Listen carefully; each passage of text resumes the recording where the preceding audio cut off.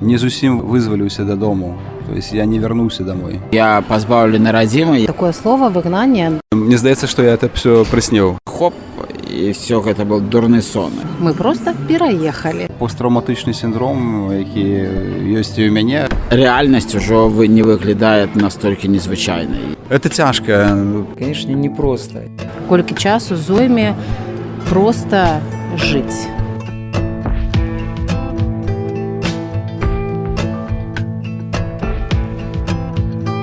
Вітаю, з вами Кацярына, і гэта праваабарончы падкаст «Вясна прыйдзе». У ім мы цягам апошніх выпускаў даследуем тэму выгнання.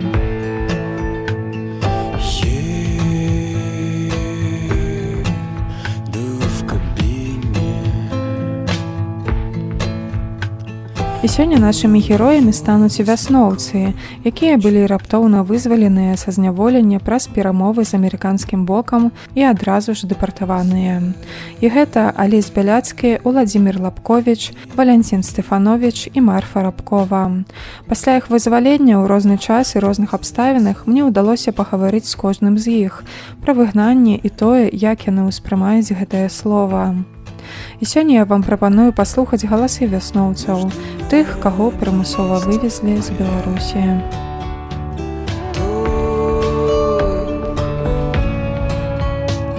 Я не один, мы заодно. 13 снежня 2025 года старшыню вясны і нобелеўскага лаўрэата Алеся Бяляцкага нечакана вызвалілі і дэпартавалі ў Літву. На наступны ж дзень мне ўдалося з ім пагаварыць. Я вынырнуў у вольны свет, так сказаў спадар Алесь. Па-першае, рэзкая змена сітуацыі, калі ты знаходзішся пад пастаянным прэсам і пастаяннымі нейкімі выклікамі, якія ты мусіш вырашаць, якія патэнцыйна ў цябе вісяць над галавою. Это даволі псіхалагічна, даволі такая цяжкая атмасфера. Вось, это все працягвалася не адзін год, і пасля нечакана ты вынырваеш з яе ў вольны свет. Натуральна, што чалавек знаходзіцца пад вялікім псіхалагічным здзеяннем, я не выключэнне. Хоць я это ўжо праходзіў 10 гадоў таму, калі адбываў першы тэрмін, зараз фактычна сітуацыя паўтарылася, мяне вызвалілі тады датэрмінова, зараз датэрмінова. Я праседзеў толькі паўтэрміна з тых 10 гадоў, якія былі вызначаныя судом, там улічваючы дзень за паўтара ў СІЗО, атрымлівалася 9 гадоў з хвосцікам. Вось гэтыя паўтэрміны ў мне наступалі фактычна зараз, гэтай зімою. Вось яшчэ паўтэрміна трэба было сидзець да канца тэрміна. Вось, і калі ты вынырваеш з этой сітуацыі, конечно, непросто.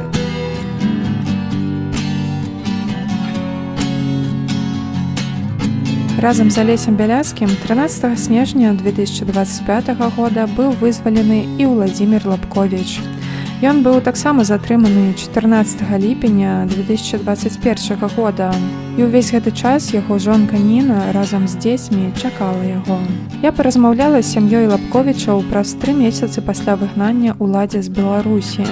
Бо зняволенне і выгнанне закранае не толькі самого палітвязня, але і яго сям'ю. І давайте паслухаем гэтую размову. Мы знаходзімся ў гандлёвым цэнтры. Так сталася, мы живем свое жыццё. Я хочу вас прывітаць, прывітанне ўладзе. Добрый день, Кацярына, рада вас бачыць і чуць. Прывітанне, Ніна. Прывітанне. У нас тут гудзіць параходзік дзіцячы, як мне распавёў уладзь. Вось, і наша тэма гэта выгнанне. Я хочу нагадаць, што 3 месяцы уладзь вы ўжо у выгнанні. Давайте пачнем, можа, з казырёў. Што для вас гэтае слово выгнанне? Гэта, конечно, цяжкае слово, таму што гэта такі працяг рэпрэсіяў, і это іншая форма пакарання і такого, скажем, знішчэння, таму што я пазбаўлены радзімы, я у рознай якасці там пражыў 47 гадоў, гэта мой дом, гэта моя земля, і ў прынцыпе ўсё сваё свядомае жыццё я спрабаваў як мог, каб яна была лепш, каб нам всім было лепш, каб правы чалавека паважаліся, каб была свабода, дэмакратыя.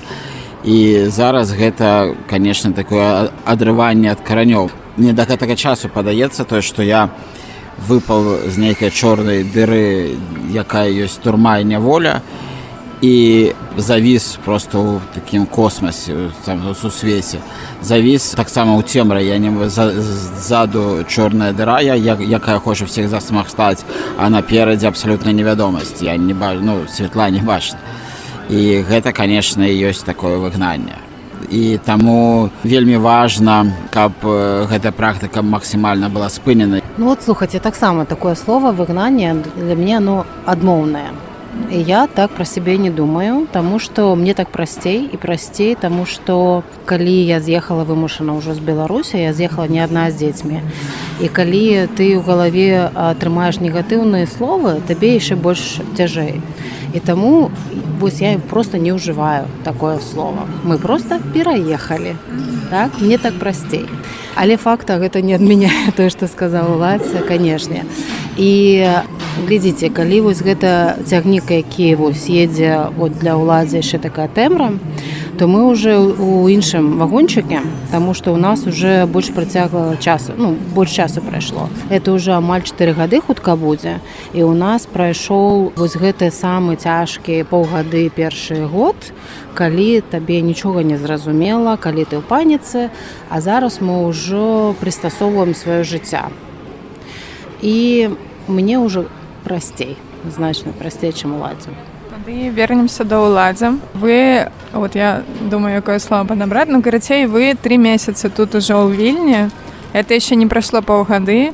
Ці адчуваецца у вас тое, што сказала Ніна толькі што паўгады першыя складаныя? Зараз, конечно, значна лягчэй, чым першы месяц. Я ўжо адчуваю, конечно, эту эвалюцыю. І мне, в прынцыпе, прасцей, чым шмат каму з тых людзей, якія былі вызваленыя. Таму што я адразу ж патрапіў у сям'ю, у цеплыню, скажем, у тое месца, аб якім я марыў усе 4,5 гады свайго зняволення. І сям'я – это самая вялікая каштоўнасць. І я был сразу ахутаны цеплынёй, пяшчотай жонкі, дзетак. І гэта, конечно, мне значна спрасціла такой мой эмацыйны стан. І всю, скажем, ситуацию з такого, скажем, адыходу ад гэтага турэмнага штодзённага жыцця. І гэта, конечно, надзвычай важна. І это лягчэй, чым у тых людзей, якія асабліва тых, хто да гэтага часу яшчэ не можа з'яднацца са сваімі сем'ямі. І таму зараз я ўжо значна больш адчуваю, ўжо умею і сам і па горадзе перасоўвацца, і мяне ўжо не пугжае вялікая колькасць людзей і шмат такіх радасцяў, якіх я быў пазбаўлены ў час няволення. А вось вы казалі, як аддавалі адразу інтэрв'ю вясне пасля таго, як прывезлі вас у Вільню, што спачатку у вас быў адрэналін і вялікія эмоцыі, якія абрынуліся на вас. Але цяпер, вось вы сказалі праз 2 тыдні, як гэта прайшло, калі адрэналін сканчаецца, а эмоцыі становяцца спакайнейшымі, то пэўныя эмацыйныя цяжкасці, канешне, прысутнічаюць. Конечно, бо першы тыдзень мне вельмі лёгка даўся, я думал, што ты, і у меня ўвогуле было адчуванне, што ніякай турмы не было.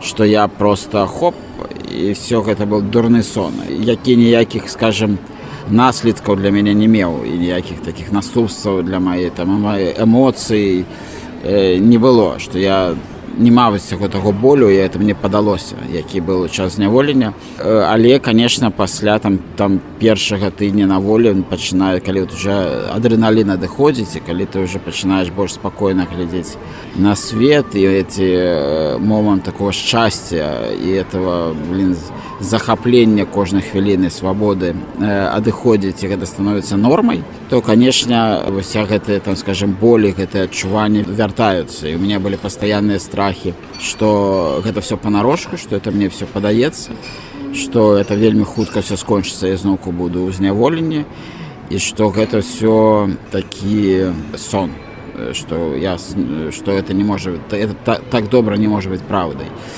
І што гэта все хутка зноўку будзе пад'ём, сігнал пад'ёма, і я зноўку прачнусь за кратамі. І першы месяц он даволі цяжкі, і это, скажем, не толькі ў мяне, але і так же кажуць усе хто праз гэта праходзіць. Але зараз, ну, в першую чаргу, дзякуючы сябрам, сям'е, дзецям, канешне, гэтае адчуванне, рэальнасць ужо не выглядае настолькі незвычайнай. І я ўжо спакойна разумею, што я на свабодзе, што тая пагроза, якая была, сышла. І, канешне, ну, скажем, я ўжо все вылекваюсь маральна, так, ад всіх тых пакутаў, якія былі. А як вы думаеце, колькі яшчэ часу трэба? Я не ведаю. Не ведаю. Я просто адчуваю, наколькі все становіцца значна лёгка і просто зараз, і як, скажем, імкліва. Таму я хочу сказаць, што самае цяжкае, это, конечно, ну, для мяне персанальна, это першыя 3 месяцы, потым все становіцца просто. Я просто, мабыць, дадам, што мы нядаўна размаўлялі з людзьмі пра гэта, вось, наколькі хутка ў людзей адыходзяць розныя страхі тых, хто пераехаў. Адзін з вядомых беларускіх страхаў – гэта чорныя бусы і людзі ў балаклавах, так? Вось мы размаўлялі, і у людзей было рознае. Хтосьці казаў, я праз 4 месяцы перастаў заўважаць вось гэтыя бузы, а хтосьці, вот, для мяне гэта был год. Людзі розныя. І вось гэта, хто у всех розны экспірыенс, у всех вопыт розны, так, того, што было ў Беларусі, хто як пастрадаў ад этого всего. Таму я думаю, гэта настолькі індывідуальнае пытанне, колькі часу зойме просто жыць. Вось без страхаў, без болі, а просто пачаць такое штодзённае жыццё. Вот такое. Што для вас тут у эміграцыі можа прасцей, чым было ў Беларусі? Ці ёсць такое, а можа і няма? Я бачу тварніны задуменны. Што прасцей, чым было ў Беларусі? Задумаліся ўсе. Што прасцей размаўляць на розныя тэмы з дзецьмі і не казаць ім, што некаторыя рэчы нельга казаць услых у школе, прасцей адчуванне такой унутранай, не, нават я не ведаю.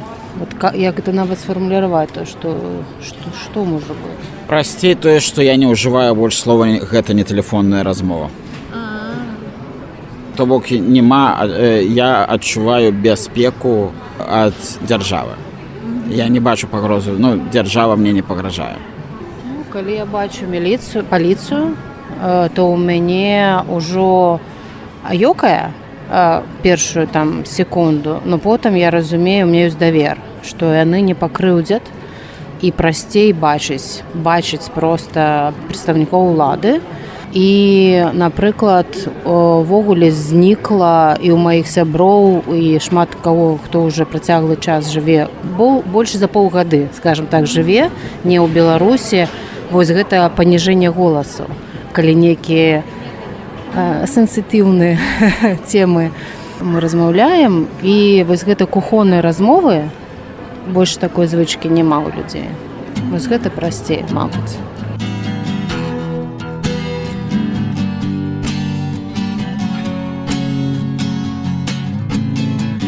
Наступная дата – гэта 19 сакавіка 2026 года. Тады былі вызваленыя Валянцін Стэфановіч і Марфа Рабкова. З Валянцінам мне ўдалося сустрэцца на наступны дзень пасля яго вызвалення, калі ён пайшоў купляць сабе новую нетурэмную вопратку. Мы зараз знаходзімся з Валянцінам у кавярні, таму тут шумна. Валянцін, вітаю вас на волі. Дзякую вялікі, вельмі рады пабачыць ввогуле волю і пабачыць прыватнасці цябе і маіх калегаў. І я все еще в такім стане вельмі дзіўным. Мне здаецца, што я это все прысніў, што это нереальна, што я зараз прачнуся і зноўку убачу гэтыя зялёныя сцены, і дзень пачнецца, як заўсёды, без нейкіх зменаў, то есть адно і тое за дня ў дзень. І тады ж я запытала ў Валянціна пра выгнанне. Ну, я ў выгнанні, таму што я не збіраўся з'язджаць, я ніколі не збіраўся з'язджаць. З 98 года, калі я весне, і нават раней, калі быў актыўным моладзевым руху, пратэсным, там, маладым фронт і так далее, я ніколі не хацеў з'язджаць з краіны. Но зараз так атрымалася, што нас не пакінулі ніяк альтэрнатывы. Ось, альтернатива турма, ну, это тяжко. Ну, особливо в моей ситуации, потому что, ну, мне уже не так мало, ну, я не такий молодий вже. Ось, і починати все наново, ну, то, конечно, трохи тяжковато. Ну, але, ну, як є, життя протягується. Я думаю, що зараз все буде значно лепей, значно більш строкато, яскраво, шмат різних задоволення від життя я отримаю, яких я був позбавлений ці годи. Ну, тому у мене вельми позитивний настрой і вельми такі оптимістичні, я б сказав. Праз некалькі дзён Валянцін пераязджае ў Польшчу да сваёй сям'і. А потым мы з ім сустрэліся ў траўні. І вось якая размова ў нас атрымалася. Што б вы сказалі пра свой стан зараз? Стан такі трохи складаний, тому що я тут не виключення, напевно. Серед інших політв'язняў ёсць такія ж самыя з'явы. Гэта посттравматычны сіндром, які ёсць і ў мяне, хаця здавалася б, па ідэі яго, можа быць, і не павінна было быць, таму што я сам асабіста не расцэньваў гэты досвед як уже досвід такі ўжо траўматычны, але псіхіка моя, напэўна, лічыць па-іншаму. Таму я не стаў нейкім выключэннем. Это абсалютна класычная такая сітуацыя з наяўнасці гэтага сіндрома, які яшчэ ускладняецца праблемамі, звязанымі з адаптацыяй у іншай краіне, таму што я не зусім вызваліўся дадому, то есть я не вярнуўся домой. Вось, і я зараз у іншай краіне знаходжуся. Ну і, канешне, ёсць асэнсаванне таго, што вельмі шмат чаго змянілася за гэты час. Я разумею, што людзі, якія пражывалі гэтыя 5 гадоў не ў ізаляцыі, яны могуць не заўважаць гэтых зменаў не датычна сябе, не датычна свету. Яно неяк натуральна адбываецца, як бы проста ідзе жыццё сваім чарадом. Але, ну, паверце, калі вы былі вырваныя з гэтага жыцця і надоўга вырваныя, то это заўважна. Заўважна, як змяніліся людзі знешне, як яны змяніліся, можа быць, характарам. Ну і как бы і свет ввогуле змяніўся, шмат нейкіх з'явілася новых словаў, якіх я не адразу разумею. Вайбы, я это не чуў, такого слова не было. Ці яшчэ нейкія там рэчы. Вось, все змянілася. Для мяне змянілася все, пачынаючы ад маіх дзяцей, ну, некім сэнсе, мабыць, і маёй жонкі, і заканчваючы вясной. Мне трэба будзе знаёміцца з ёй наноў, каб разумець, як все функцыянуе, працуе. Это адзін бок, а другі это тое, што, ну, шмат людзей, якіх я не ведаю. То есть яна для мяне некім сэнсе новая арганізацыя. Як не дзіўна гэта гучыць. Хаця там я фактычна у вытоку в некім сэнсе стаяў вясны там з 98-го года. Вось, змянілася, напэўна, і стыль працы, і падыходы да працы. Ну, это все трэба прымаць такім, як яно ёсць, разумеючы тое, што ў адной ваду двойчы не войдзеш. Тое, што было, яно знікла безваротна, і трэба пачынаць жыць занава. Я пачынаю жыць занава, я жыву занава. Ну, у гэтым таксама ёсць нейкія цікавыя моманты, і затое я магу рабіць нейкія рэчы, якія я раней не рабіў па нейкіх прычынах. Ну, напрыклад, я зараз пайшоў танчыць, вось, я вучуся танчыць бачату, напрыклад. Ну, я раней такого, мабыць, не рабіў, і, ну, па нейкіх прычынах. Ну, напрыклад, вось, ці яшчэ нешта такое незвычайнае, чаго ты раней не рабіў. Таму што ў нейкім сэнсе ты неяк бы занава пачынаеш жыццё. Ясна, што твой досвед застаецца з табою, нікуды не дзенецца. Ты ж не з луны зваліўся. Все ж такі 53 гады ты пражыў на гэтым свеце. Вось, але шмат у чым это такой эфект пачынання жыцця наново. Ну, плюс яшчэ новая краіна, новыя нейкія зусім абставіны. Ну, в некаторым сэнсе я калісьці думаў пра такія рэчы, калі я моцна стамляўся, быў такі перыяд, калі я моцна стаміўся. І я думаў змяніць від дзейнасці, змяніць краіну, змяніць все цалкам. Вось. Але як часта бывае ў жыцці па такой сумнай метамарфозе, лёс мне зрабіўся гэтыя рэчы, якія я хацеў. Толькі я не так хацеў. Ну, але фактычна па сутнасці атрымалася тое, што я хацеў.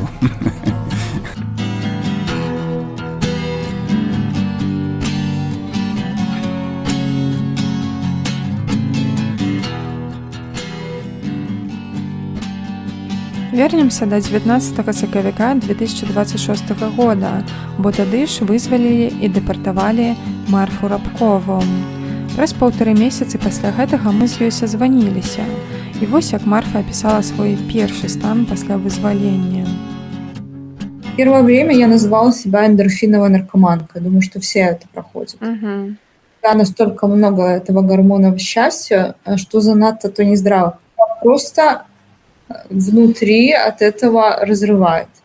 Ты ходишь вот с такими глазами, которые вот так вот уже вот открыты, и они забывают моргать, потому что ты получаешь удовольствие от всего, от возможности ходить, от возможности сам придумывать себе маршрут, от людей, от собак, от кафе, от цветочка, от птички, от возможности одеться, как ты хочешь, есть то, что ты хочешь, получать доступ к информации, которую ты по крупицам собирал.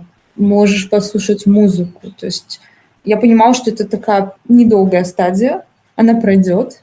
Такое бывает только в детстве, наверное, когда ты можешь радоваться, как ребенок, который, не знаю, после долгой болезни он просидел дома, и его везут к бабушке в деревню, выпускают его гулять в лесу или в лугу, на луге, и он носится и просто видит этих птичек, эту травку, этих... следит за тем, как кузнечики прыгают, да. И он получает колоссальное удовольствие просто от жизни. Ему ничего не нужно больше, он кайфует от самой жизни. Когда мы начинаем взрослеть, нам нужно всегда больше. Мы чего-то всегда ждем, и мы не наслаждаемся самим процессом нахождения в жизни. И вот когда ты выходишь после такого опыта, ты опять наслаждаешься просто жизнью, просто процессом. Вот. Ну, к хорошему быстро привыкаешь, поэтому я просто понимала, что мне нужно отпустить эту ситуацию, просто наслаждаться. Просто если я хочу идти по городу, по Вильнюсу, и мне так хорошо на душе, и солнце светит, и оно тебе прямо вот в лицо светит, и ты улыбаешься. Я ходила и улыбалась всем подряд. Мне так хорошо было, что я могу им всем улыбаться. Я понимала, что, может быть, они подумают, что я немножко какая-то необычная, но мне так было хорошо, и мне очень хотелось поделиться этим хорошим со всеми. Потом, конечно, слава богу, я стабилизировалась, потому что это хорошее состояние, но оно не совсем продуктивное, назовем это так. Вот. И, в принципе, сейчас я уже тоже могу оценить, что даже когда я думала, что уже я там такая более-менее стабилизированная, нет, это было все-таки не совсем, нужно пройти время, потому что у меня было такое воодушевление, такое внутреннее какое-то порывы и желание, когда тебе кажется, что и море по колено, да, и что ты можешь очень много сделать и на очень много повлиять на что-то. То есть такой какой-то уровень, какой-то стадия максимализма, когда тебе кажется, что ты уже настолько заряжен с таким опытом. Сейчас вот ты уже так, я немножко так прибиваюсь, уже чуть так трезвее оцениваю то, что происходит, не ставлю уже себе глобальных каких-то целей, а так постепенно, аккуратно смотрю, где я действительно могу быть полезна, где я могу действительно что-то исправить, помочь, и это будет уместно, нужно, и это больше уровень, до которого я могу дотянуться рукой.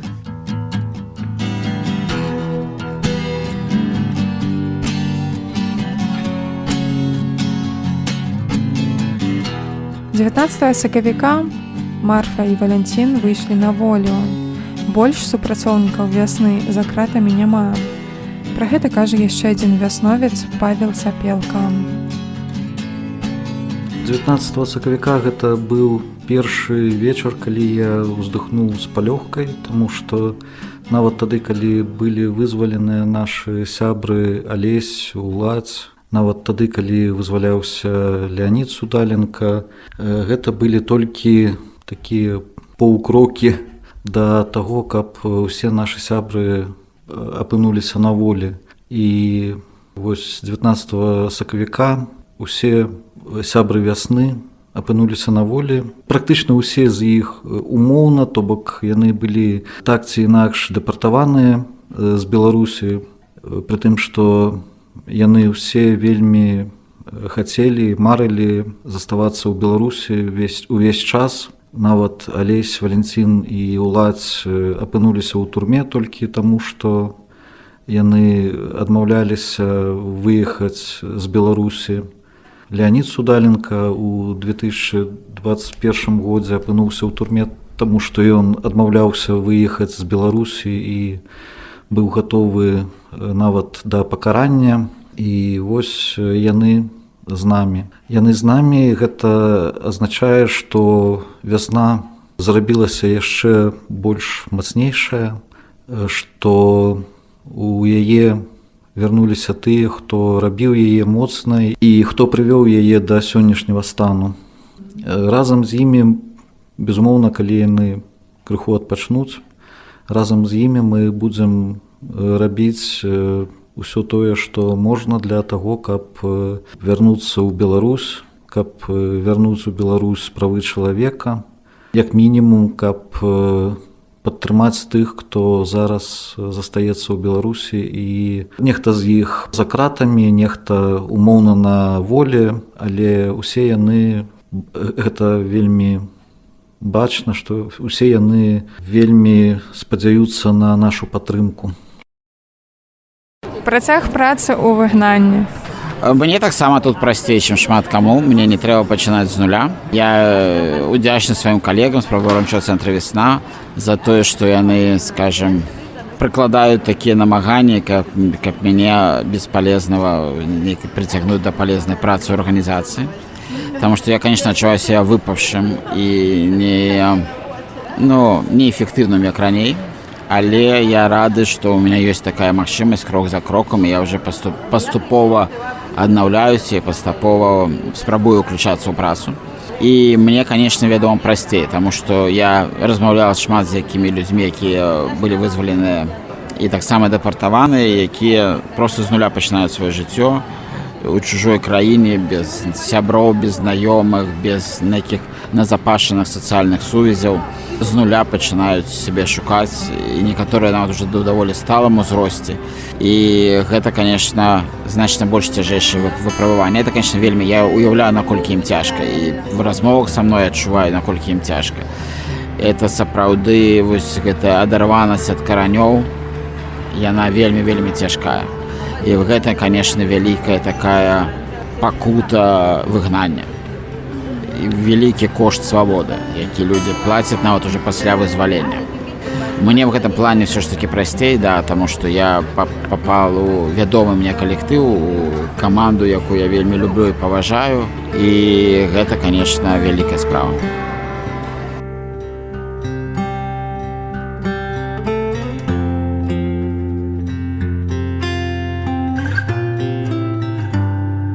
Чаму вы сумуеце ў Беларусі?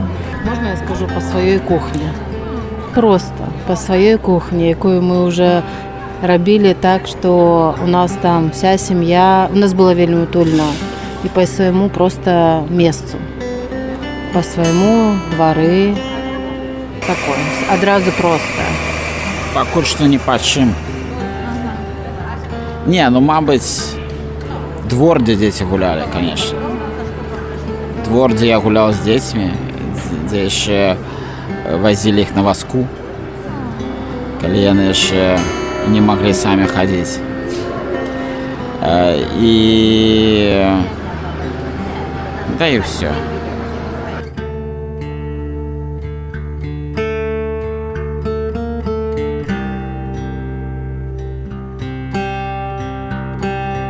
Вось такімі былі галасы вясноўцаў у выгнанні.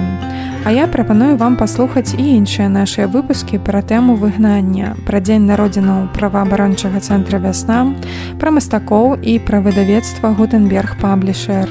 Стаўце гэтаму падкасту свае рэакцыі, каб яго пашырыць. Але рабіце гэта, калі вы самі ў выгнанні, бо на тэрыторыі Беларусі, на жаль, наш падкаст «Вясна прыйдзе» прызнаны беларускімі ўладамі экстрэміскім. А на гэтым я з вамі развітваюся. Пакуль.